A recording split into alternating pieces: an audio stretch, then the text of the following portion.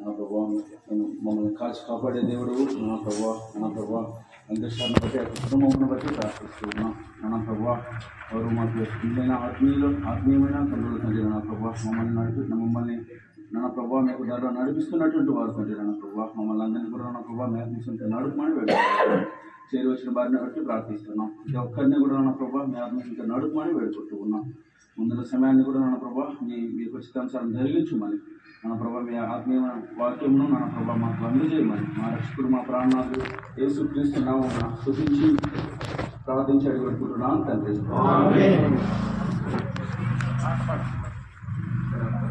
Timothy brother ఒక పాట పాడిన తర్వాత మన పేరు అశోక్ బ్రదర్ కొద్ది నిమిషాలు వాక్య పరిచయం ముందుగా తిమోతి బ్రదర్ ఒక పాట పాడతారు.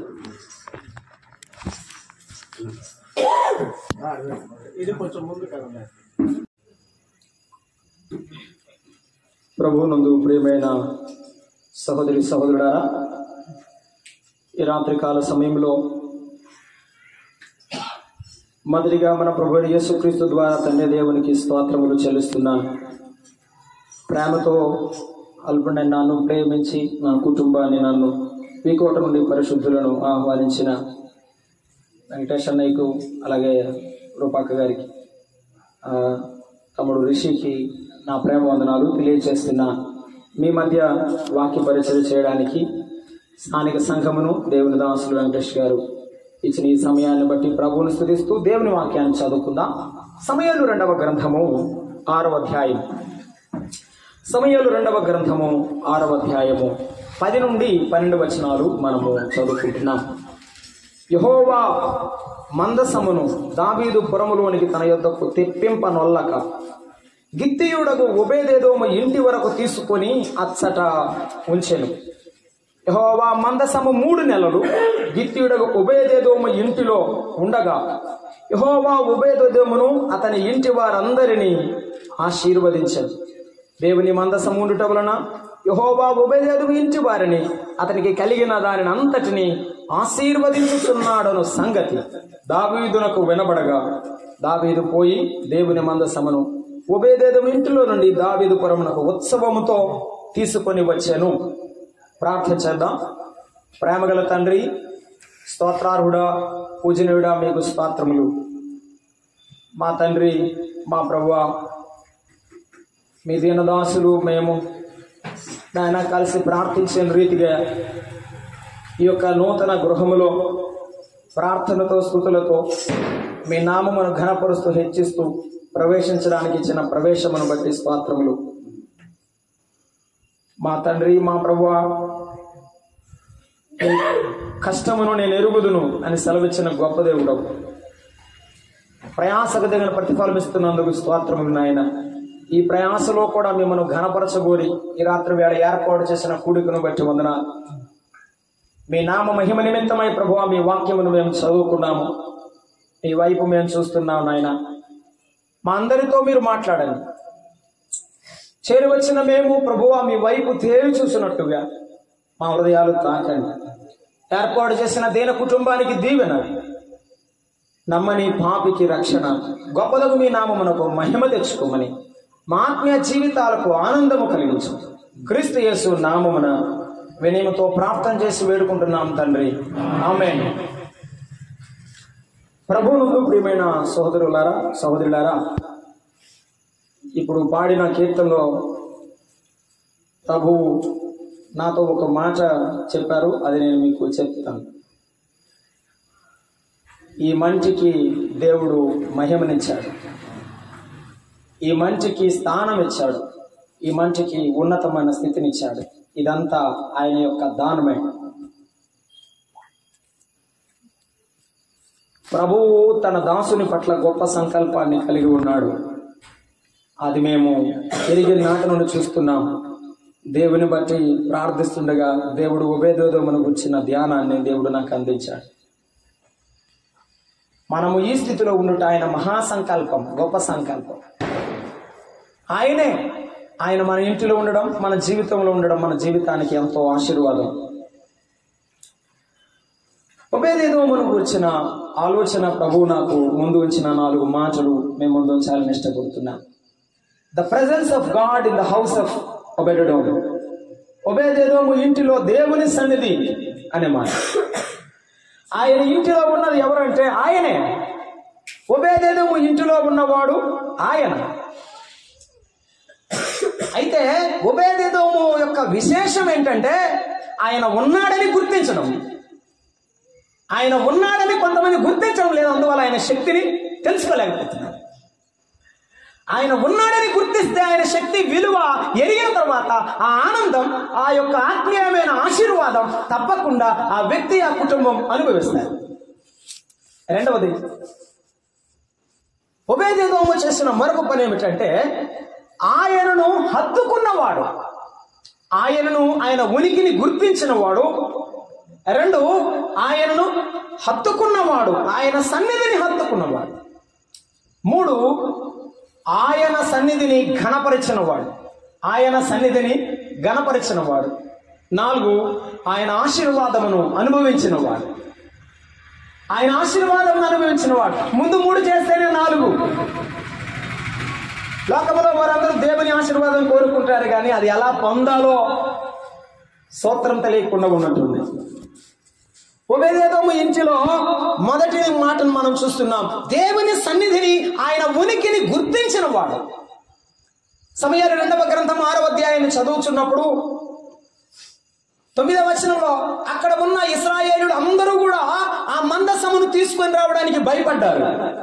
అందరూ భయపడుతున్న సమయంలో దావీదు నాకు అక్కర్లేదని తన మనసులో అనుకున్న సమయంలో ఒకడు అంటాడు, నా ఇంటికి తీసుకురండి, దేవుని మందసాన్ని నా ఇంటిలో కట్టండి. దేవుని వైపు చూస్తున్నప్పుడు అందరికీ భయం కనపడుతోంది. అందరికీ ఆశీర్వాదానికి బదులుగా, ఆయన కృపకు బదులుగా, ఆయన దీవెనకు బదులుగా వేరుగా కనపడుతున్నాడు. ఒబేదెదోము మాత్రం చాలా ప్రత్యేకంగా ఆయన కనపడ్డాడు. ఆయన నా దగ్గర ఉంటే చాలు, మీకెవరు అట్లా వద్దకపోయినా పర్వాలేదు, మీకెవరికి ఇష్టం లేకపోయినా పర్వాలేదు, నా దేవుని మందసము నా ఇంటిలో ఉండాలి, నా దేవుని మందసము నా ఇంటిలో ఉంటే చాలు. ఎంత గొప్ప ఆశ! మందసము మన ప్రభువైన యేసుక్రీస్తుకు గుర్తు. ఇంకా నేను ఆ డీటెయిల్స్ చెప్పడం లేదు. మందసం మన ప్రభువైన యేసుక్రీస్తు గుర్తు.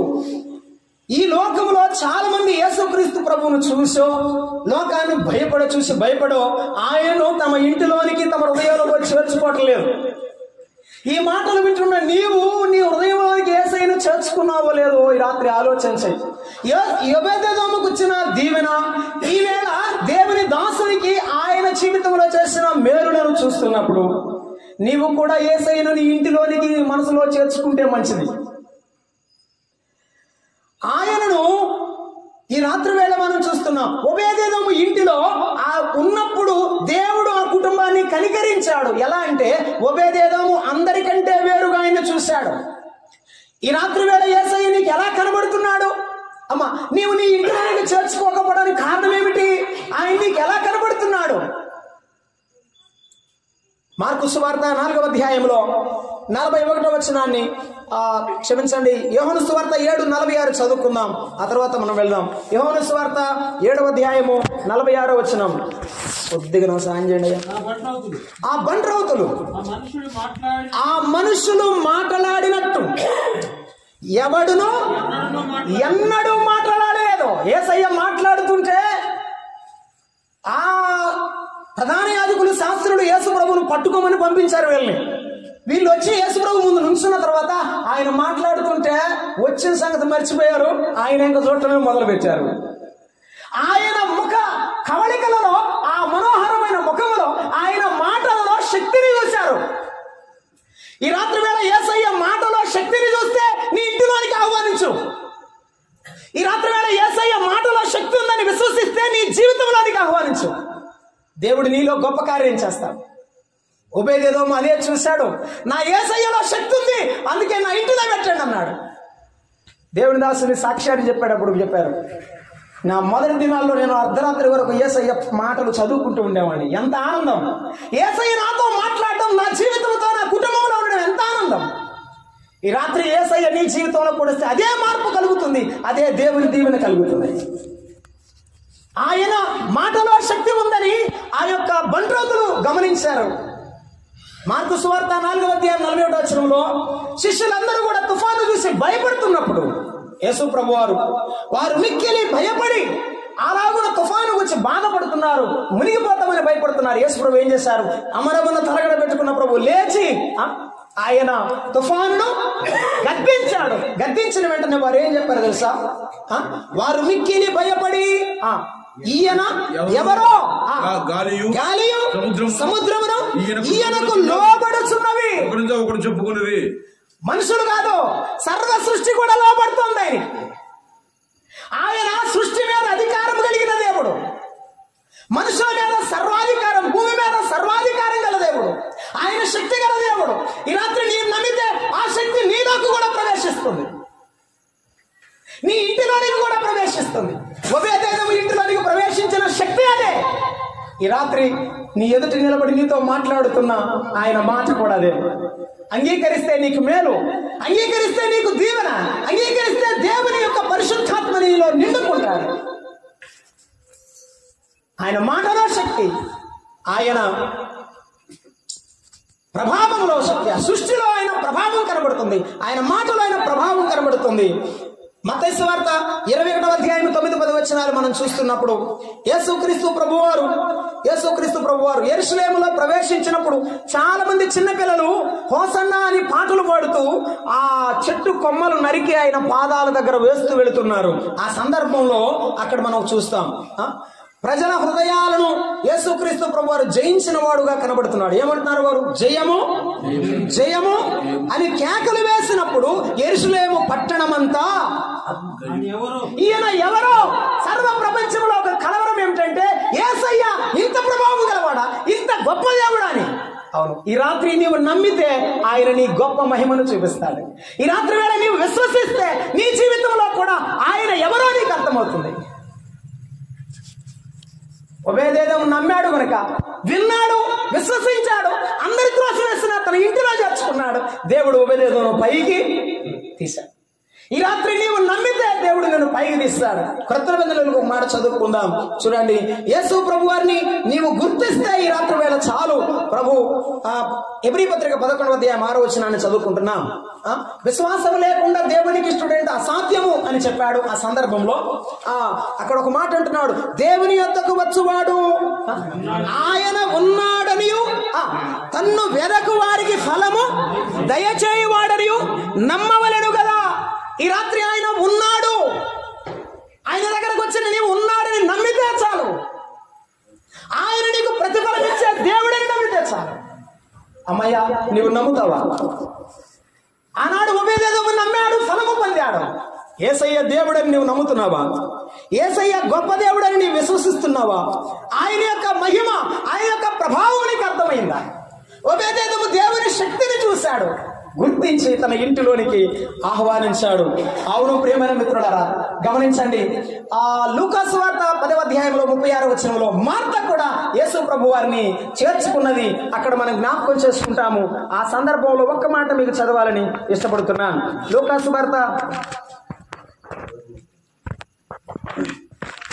10వ అధ్యాయము 38వ వచనం. వారు ప్రయాణమైపోవచ్చుండగా ఆయన ఒక గ్రామములో ప్రవేశించెను.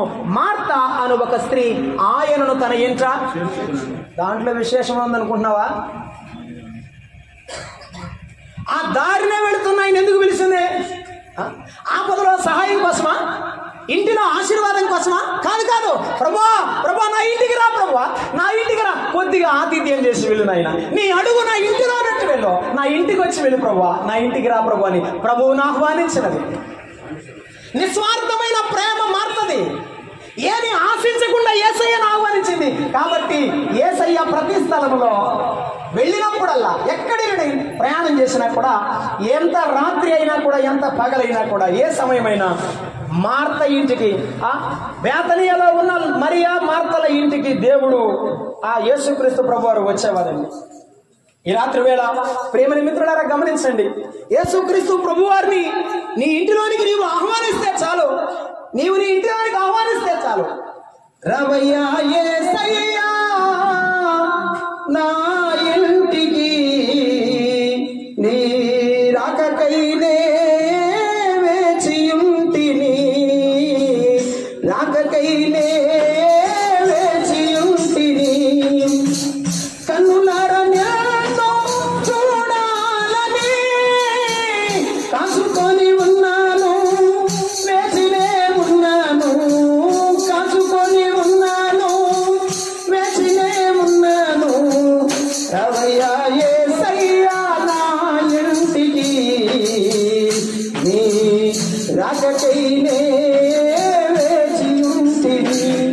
ప్రభు నా ఇంటికి రమ్మంటే ప్రభు మార్త ఇంటికి వచ్చాడు.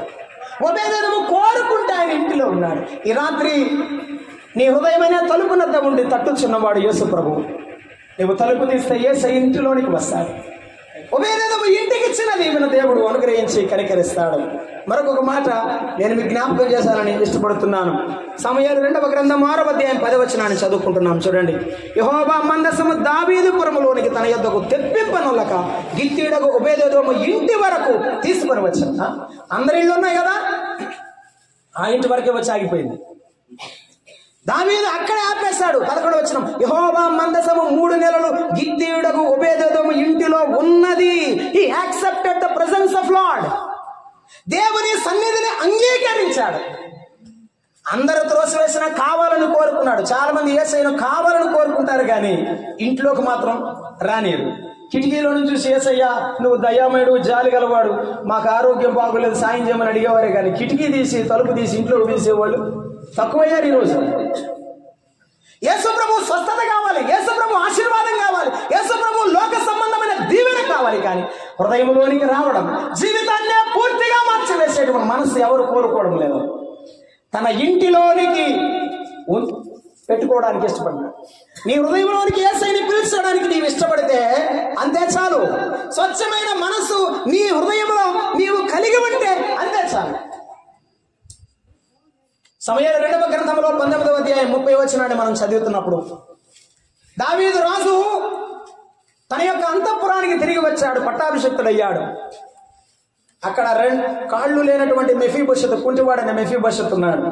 రాజు దగ్గరకు వచ్చి, సీబా నా పనివాడు నన్ను మోసం చేశాడు రాజా, ఏం చేసేది, అందువల్ల నిన్ను కలవలేకపోయాను పోయినసారి వచ్చినప్పుడు. అంటే ఏం పర్వాలేదు, సగమాస్తి నువ్వు తీసుకో, సగమాస్తి నీ పేదవాడికి అంటే అక్కడ అన్న మాట ఏంటంటే తెలుసా, నీవు తిరిగి వచ్చావు, నాకు అంతే చాలు, నాకు ఇక ఆస్తి అక్కర్లేదు, నాకేమక్కర్లేదు, నువ్వు ఉంటే చాలు రాజా, నీ బల్ల దగ్గర నాకు భోజనం దొరికితే చాలు, నీవు ఉంటే నాకు చాలు రాజా.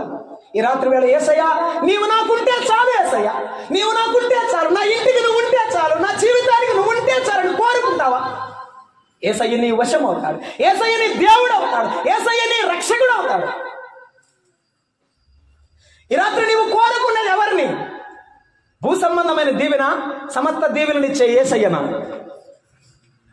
నేను చాలాసార్లు గుర్తు చేశాను, ఇంతకుముందు ఇక్కడ వచ్చినప్పుడు కూడా గుర్తు చేశాను. చాలా మంది సైనికులు, రాణుల వారు యేసు ప్రభు వారిని ఏం చేశారంటే కొరడాలతో కొట్టారు, ఆయనను సిలువకు తీసుకుని వెళ్ళారు. ఆ ఎత్తైన కొండ మీదకు తీసుకుని వెళ్ళి సిలువ అలా పరుండబెట్టి ఆ సిలువ మీద ఆయనను పడుకోబెట్టేటప్పుడు విచిత్రమైన ఒక అంగి ఉన్నది. ఆయన అంగి కుట్టులేని అంగి. ఆ అంగీ తీసి సీట్లు వేసుకొని పంచుకున్నారు. ఆయన మాత్రం, మీరు పూర్తి చేస్తారని కదా నేను ఆపింది. అంగీ ఏమో పంచుకున్నారు సీట్లు వేసి, ఆయన మాత్రం సిలువేశారు. ఆయన అంగీ కావాలి, ఆయన మాత్రం అక్కర్లేదు. ఆయన దీవెన కావాలి, ఆయన మాత్రం జీవితాల్లో పొద్దు, కుటుంబాల్లో పొద్దు, మనం ఎప్పుడు కోరుకోవద్దనే మనస్సును భూలోకంలో కలిగినందువల్ల చాలా మంది మాత్రమే ఇరుకైన మార్గంలో ఉన్నారు. చాలా కొద్ది మంది మాత్రం ఇరుకైన మార్గంలో, విశాల మార్గంలో ఎక్కువ మంది ఉన్నారు. ఈ రాత్రి వేళ ఏ మార్గంలో నీవు ఉన్నావు? ఒబేదెదోములాగా యేసయ్య నీవు ఉంటే చాలు, నీవు ఉంటే చాలు. ఒకవేళ ఇంటి పక్కన ఉండరే, ఒబేదెదోమా నీకు బుర్ర ఉందా? ఆల్రెడీ ఒకడు కొట్టుకుని తెచ్చాడు, నువ్వేం చేద్దాం అనుకుంటున్నా? నీకు పిల్లలు ఉన్నారు, భార్య ఉంది, అర్థముందా? ఏమైనా బైబిల్ పట్టుకుని పోతున్నావు, నీకు అర్థముందా? నీ మనం ఏంటి, మన సంగతి ఏంటి అనేవాళ్ళు చాలా మంది ఉన్నారు. ఎవరైనా పర్వాలేదు, నాకు నా యేసయ్య ఉంటే చాలు అని కోరుకున్నావా? ప్రభువు నీ చుట్టూ నీ కాపరి అయి ఉంటాడు, నీ దేవుడై ఉంటాడు. ఒబేదెదోము విషయంలో జరిగిందదే, దేవుని దాసుల విషయంలో దయాపూర్వకమైన సంకల్పం జరిగిందదే. ఒకప్పుడు నేను ఎరుగుదును అనే, నేను వెనక్కి వెళ్ళిపోతాను, మా సొంత ఊరు వెళ్ళిపోతాను అనే ఆలోచనలో ఒకప్పుడు ఉన్నారు. కానీ దేవుని దయాపూర్వక సంకల్పం ఏమంటే ఈ ఏరియాలో సువార్త ప్రకటించబడాలి, దేవుని నామం తన దాసుని ద్వారా దేవుడు గణపరచబడాలని కోరుకున్నాడు. మనం ఏమి కలుస్తామో మనకు తెలియదు, కానీ దేవుడు మనల్ని ఎలా ఉపయోగిస్తాడో ఆయనకు అప్పగించుకుంటే అలాగే ఆయన పైకెత్తి ఆశీర్వదిస్తాడు. ఒబేదెదోము ఎవరికి తెలియదు మందసం ఇంటిలోకి వచ్చే వరకు. మందసం ఇంటిలోకి వచ్చే వరకు ఒకవేళ ఆయన లేవీయుడైనా కహాతీయ జాతిలో నుండి కహాతీయ వంశములో ఆసాపు కుటుంబంలో నుండి బయటికి వచ్చిన వాడని ఎవరికి తెలియదు. కానీ ఒక్కసారి మందసాన్ని ఇంటిలోకి తీసుకుని వెళ్ళిన వెంటనే సర్వ ప్రపంచం ఇశ్రాయేల్ జాతి యొక్క కన్నులన్నీ ఏ ఇంటి మీద ఉన్నాయి? అంతే. యేసయ్య నీ ఇంటిలో ఉంటే, నీ జీవితంలో ఉంటే ప్రపంచము కన్నంతా నీదే, పరలోకము కన్ను కూడా తొంగి చూస్తాయని చెప్పాడు. ఈ రాత్రి నీవు చేర్చుకుంటే పరలోకం కూడా తొంగి చూస్తుంది. ఎవరా దేవుని చేర్చుకున్న బిడ్డ అని తొంగి చూస్తాడు. ఈ రాత్రి చేర్చుకో, పరలోకమే ఆనందిస్తుంది, నీ జీవితం పూర్తిగా మారిపోతుంది. ఒకడు నామకార్థం క్రైస్తవుడు నీ ముందు నిలబడ్డాడు, వాడు మారిపోయాడు.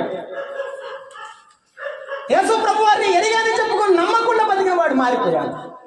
ఈ రాత్రి ప్రభు నీతో మాట్లాడుతున్నాడు. హత్తుకున్నవాడు ఎవరున్నా లేకపోయినా నాతో ప్రభు ఉంటే చాలని హత్తుకున్నవాడు. మూడవ మాట మనం చూస్తున్నాం. అదేమిటంటే చూడండి, అతడు చేసిన పనిని మనం జ్ఞాపకం చేసుకుంటున్నాం. 11వ వచనం, యెహోవా మందసము 3 నెలలు గిత్తీయుడకు ఒబేదెదోము ఇంటిలో ఉండగా యెహోవా ఒబేదెదోమును అతని ఇంటి వారందరినీ ఆశీర్వదించెను అన్నాడు. యాక్చువల్గా లేవీయులు భుజాల మీద మందసాన్ని మోస్తారు. కహాతీయులు ఆ సంతానంలో ఉన్న వారందరూ భుజాల మీద మొయ్యాలి. అమ్మా, నేను నా యేసయ్యను ఊరేగిస్తాను, నేను నా యేసయ్యను హెచ్చిస్తాను, నా యేసయ్యను నేను గణపరుస్తాను అని నీ మనసులో నీవు ఉన్నదా?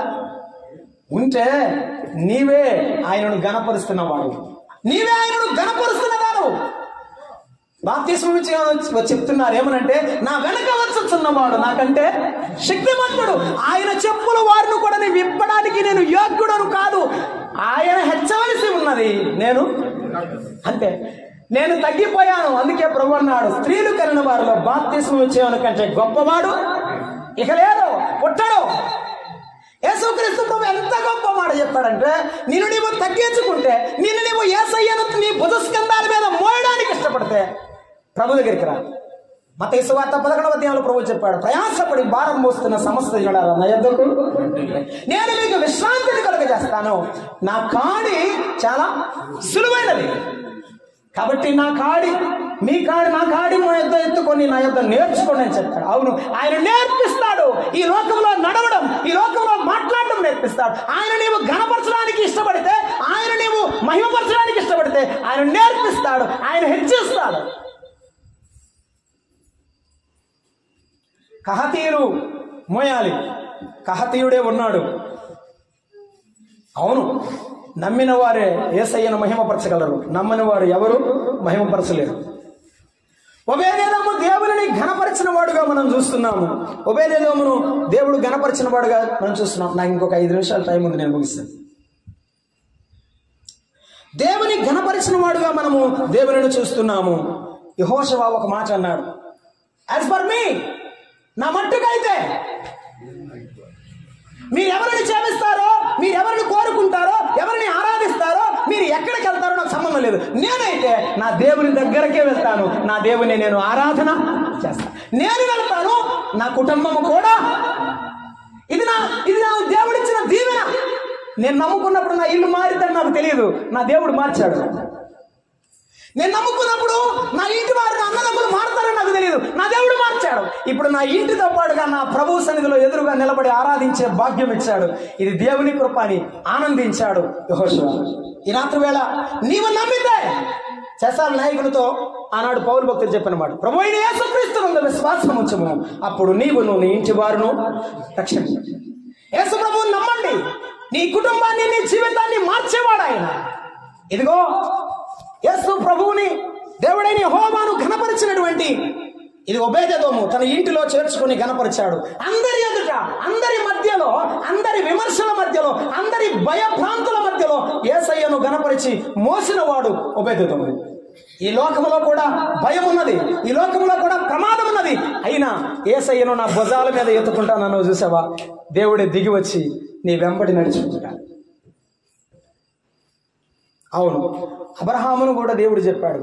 అబ్రహాము ఆదికాండం 18వ అధ్యాయం 19వ వచనంలో తన తర్వాత తన పిల్లలు నా నామమును ఎరిగినట్లుగా నేను అతను ఎరిగి ఉన్నాను అన్నాడు. అబ్రహాము మాత్రమే కాదు, అబ్రహాము పిల్లలకు కూడా అలవాటు చేయడంలో దేవుని కనపరిచాడు. కొంతమంది బైబిల్ ఎత్తుకొని వాళ్ళే వస్తారు, పిల్లలు రాయరు. నేను అడిగినాను, అక్క ఏమిటి మరి మీరు వచ్చి రాలేదేమంటే, బ్రదర్ వాళ్ళు గొడవ చేస్తారని ఇంట్లో పెట్టేసి టీవీ పెట్టేసి తలిపేసి వచ్చినాం బ్రదర్. వాళ్ళని పాడు చేయడానికి నువ్వే కదా ఇండైరెక్ట్ కారణం. భార్యాభర్తలుగా, పిల్లలుగా, కుటుంబాలుగా రావాలి దేవుని మందిరానికి వచ్చారు. కుటుంబాలుగా తరలి రావాలి. యెహోషువ అలాగే ఆనందించాడు, యెహోషువ అలాగే దేవుని ఘనపరిచాడు. ఒబేదెదోము కూడా తన ఇంటి వారితో కనపరిచాడు. చూసాడండి, he got the acceptance of every member of a family. అది గుర్తుపెట్టుకోవాలి. తాను అనుమతించడం కాదు, దేవుని అంగీకరించడం కాదు, మనసాన్ని కోరుకోవడం కాదు, తన పిల్లలు కూడా అలాగే తండ్రి, అలాగే నాన్న పెడతాం, అలాగే నా పిలుద్దాం. ఈ యొక్క రెస్పాన్స్, ఈ యొక్క ప్రతిస్పందన నీ పిల్లల్లో ఉంటే నువ్వు ధన్యురాలువే. ఒబేదెదోము కలిగిన ఆశీర్వాదము గొప్పది. ఈవేళ దేవుడు మనకిచ్చిన ఆశీర్వాదం అంతకంటే గొప్పది. చూసి నమ్మిన వారి కంటే చూడక నమ్మిన వారు.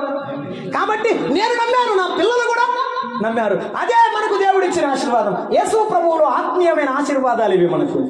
అవును, ప్రభువు చెప్పినాడు ఏమనంటే, సమూయేలు మొదటి గ్రంథం 2వ అధ్యాయం 30వ వచనం, యెహోవా వాక్కు ఏదనగా అన్నాడు మధ్యలో నుండి రాస్తూ, నన్ను ఘనపరచు వారిని నేను ఘనపరచాను, నన్ను తృణీకరించు వారు తృణీకారముందురు అన్నాడు. ఉత్సవము లేదు. ఏమండి, ఒబేదెదోము ఇంట్లో ఉత్సవం లేదు. దావీదు దగ్గర ఉత్సవం చేయడానికి చాలా మంది ఉన్నారు, చాలా సౌకర్యాలు, వసతులు ఉన్నాయి. కానీ ఉత్సవములో మనసులో ఉత్సాహం హృదయములో నింపాడు ఒబేదెదోము. నీకు సామర్థ్యం లేకపోవచ్చు, నీ హృదయంలో దేవుని కనపరచు, నీ జీవితంలో దేవుని కనపరచు. దేవుడు నిన్ను ఎన్నడూ విడిచిపెట్టాడు సుమా, నిన్ను ఎన్నడూ విడిచిపెట్టాడు. తల్లి అయినా మరచనేమో కానీ నేను నిన్ను మరువనని చెప్పిన దేవుడు నీతో ఉన్నాడు ఈ రాత్రి వేళ. ఒబేదెదోము దేవుని మరువని వాడు. దేవుడు ఒబేదెదోమును మరిచిపోలేదు. ఆఖరి మాట చదివి నేను ముగిస్తాను. 12వ వచనం, దేవుని మందసం ఉండటం వలన యెహోవా ఒబేదెదోము ఇంటి వారిని అతనికి కలిగిన దానంతటిని అన్నాడంటే ఆయన ఇల్లు ఆశీర్వదింపబడిందని ఎవరికి తెలిసింది? దావీదుకు తెలిసింది, ఇశ్రాయేలు అందరికి తెలిసింది. ఇప్పుడు చెప్పండి, ఇది ఒబేదెదోము యొక్క సాక్ష్యం. ఇది ఒబేదెదోము యొక్క సాక్ష్యం, ఒబేదెదోము యొక్క అనుభవం. ఆయనతో జర్నీలో ప్రయాణంలో ఉన్నప్పుడు నీ అనుభవం ఆ ఆత్మీయమైనదై, ఆ ఉరకలు వేసేదై ఉన్నప్పుడు ప్రజలందరూ గుర్తిస్తారు. ఇదిగో ఒబేదెదోము ఇంటి సాక్ష్యము నిలబడింది 3 నెలలు అని అక్కడ రాసినాడు 11వ వచనంలో. ఆయన ఇంటి వారిని కూడా కలిగిన దాని అంతటిని కూడా ఆశీర్వదించగా వినబడెను అని చెప్పాడు. అవును, నీ సాక్ష్యం నా సాక్ష్యం వినబడడానికి ఆ దేవుడు అపోస్తల కార్యముల గ్రంథం 3:26లో దేవుడు తన సేవకుని మీలో పుట్టించి ప్రతి వాని దుష్టత్వాన్ని మళ్లించడానికి, ఆయన బిడ్డలంగా తయారు చేయబడడానికి, ఆయన రాజ్యానికి వారసులం అవడానికి యేసయ్య తన కుమారుడుగా ఈ లోకానికి మనం రక్షించడానికి భూమి మీదకి వచ్చాడు. ఆయన మానవుడిగా మన వలె రక్తమాంసములో పాలివాడయ్యాడు. ప్రతి ఇల్లు ఈ రోజు ఉంటుంది, కొంతకాలానికి ఉండకపోవచ్చు, తాత్కాలికమే. కానీ ఆయనే గుడారముగా వచ్చాడు అన్నాడు హెబ్రీ పత్రిక 11వ వచనంలో. ఆయనే నిత్యమైన గుడారం, నిత్యమైన నివాసం. ఆయనలో నివసించిన వారికి మరణమే లేదు, శాశ్వత జీవముక్తాలంగా జీవించేవాడై ఉన్నాడు. ఈ రాత్రి వేళ నీకు దేవుడు ఇల్లు అనుగ్రహించేవాడు. ప్రభు 14వ అధ్యాయం యోహాను సువార్తలో చెప్పాడు, నేను నా తండ్రి దగ్గరకు వెళుచున్నాను, మీ హృదయమును కలవరపడనీయుడి, నా తండ్రి అంట అనేక నివాసములు. నీకు ఇక్కడ ఇల్లు లేకపోవచ్చేమో అక్క, అమ్మ, తమ్ముడు, నీకు ఇల్లు లేకపోవచ్చేమో, కానీ యేసయ్య దగ్గరకు వస్తే యేసయ్య ఒక రిజిస్ట్రేషన్ రాసిస్తాడు. ఈ రాత్రి నీకు ఒక పట్టా ఇచ్చి పంపుతాడు పరలోకములో. మనం ఫ్యాకల్టీ అందరూ కూర్చొని మాట్లాడుకుంటున్నా, బ్రదర్ చంద్రమండలం మీద ప్లాట్లు వేసుకుంటున్నారంట బ్రదర్, కొనుక్కుంటున్నారంట బ్రదర్, మేము కూడా కొనుక్కుంటాం అనుకుంటున్నారు. చూడండి, చంద్రమండలం మీద కొనుక్కోవడానికి ఎంత ఉత్సాహంగా ఉన్నారో. ఫ్యాకల్టీ మా దగ్గర పాట మాపేసి వాడు అది చెప్తున్నారు అనమాట. ఎంత సంతోషంగా చెప్పుకుంటున్నారు. పరలోకములో పట్టా ఉందంటే ఎంత సంతోషంగా చెప్పుకోవాలి. మన పౌరస్థితి పరలోకములో ఉన్నదే, యేసయ్య దగ్గర ఉంది, ఇక్కడ ఎక్కడా లేదు. ఏ పట్ట దొంగోడు దొంగిలించడం పరలోకంలో ఉంది.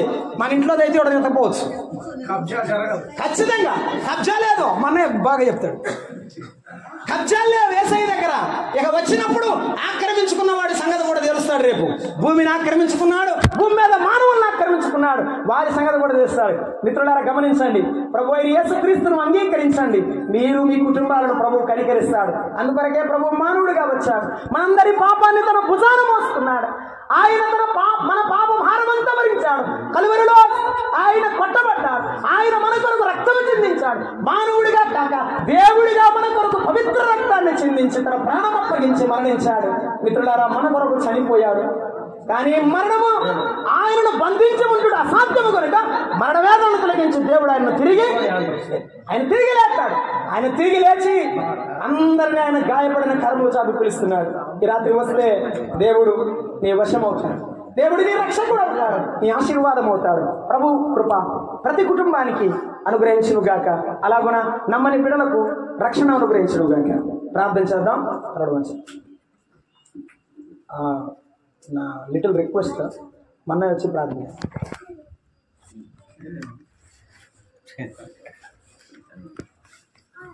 మన మధ్య ప్రార్థించవలసిన వారు ఉన్నారు.